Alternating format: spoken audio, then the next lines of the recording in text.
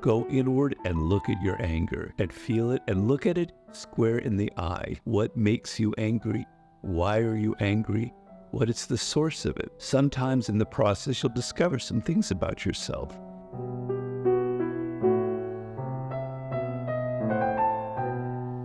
So people want to know about ideas about channeling anger and channeling that kind of dark energy. It's something very personal to me because I've explained it before. I have kind of deep degrees of anger to me. I tended to be, when I was younger, a somewhat passive person, an observer of things. And then I would resent stuff, and anger would kind of stay inside of me. And I've learned since then that I have to deal with it, that I can't just let anger sit there or repress it. And so when I was able to write the 48 Laws of Power, all of that anger, all of that feeling of resentment towards people who were mean to me, to all the egos and all the politicking and all the things that I hated in life, and all the people that I thought were mediocre but had risen to power based on all of their ability to brown nose and kind of politic their way to power. I was able to stick the knife into them in the 48 Laws of Power. I was able to have my revenge on it. I vented my anger indirectly. So when you read the book, you don't see Robert going, I hated this person. You never hear me, but through my stories and through the tone of it, you can detect an undercurrent of anger. And so what I tell people is the worst thing you can do is to try and repress it and tap it down, right?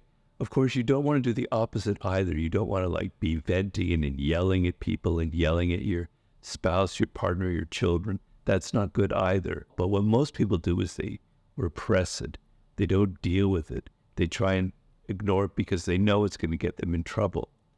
But when you repress it, it comes out in other ways. It comes out when you're not expecting it. Suddenly you'll burst out in anger at someone, you'll yell at them, and you'll really regret it because you didn't mean to, you didn't control it. It's that repression that bursts out of you in moments where you can't control it, right? It'll come out in other ways. It's never good to repress these things. What do you do? What is the strategy? Well, I'll tell you what that is. First of all, go inward and look at your anger and see it and feel it and look at it square in the eye. What makes you angry? Why are you angry? What is the source of it? Sometimes in the process, you'll discover some things about yourself. You discover that you have some resentments you've never dealt with about your parents. A lot of anger is what we call unfinished business. Unfinished business from your childhood, things that you forgot you're not dealing with anymore. Issues with those authority figures, your parents, early on, maybe your teachers or an older sibling. And they sit in you and they create these patterns of anger that go on, that trail you throughout your life.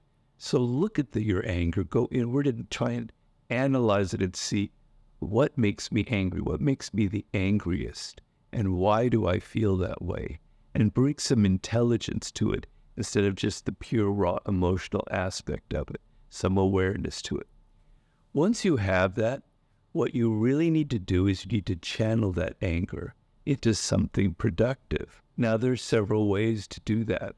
So let's say you're angry about the world, about politics, about global warming, about those selfish politicians that are governing us, things that are so massive that you just want to kill somebody. It makes you so angry.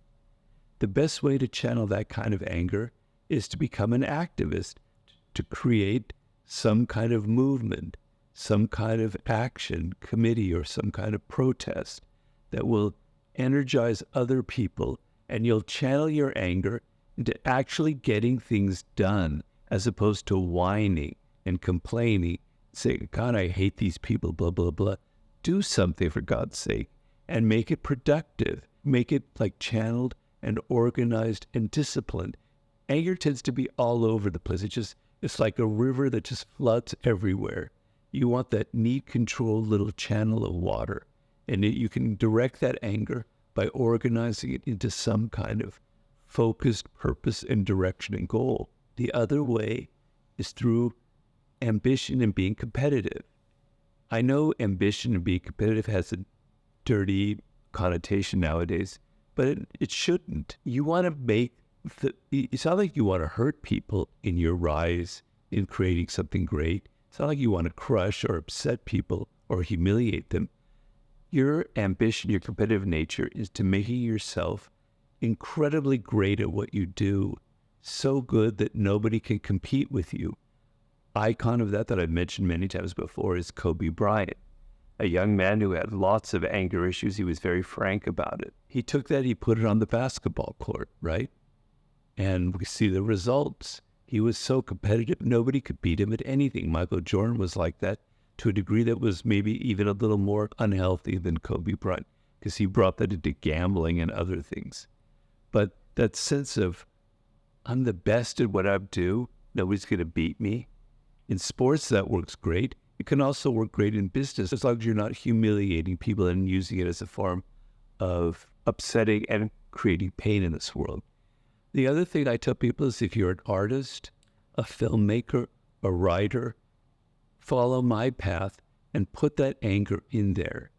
Because we live in a culture that is so politically correct, that is so goddamn woke, that all of us are holding our tongues. We don't dare say anything. We're so frightened, we're shivering all the time. If I say this, I'm going to be canceled. If I display this behavior, I'm going to be canceled. No, I better be careful. We resent it. We create levels of anger that just sit inside of us because we have to be so careful, right?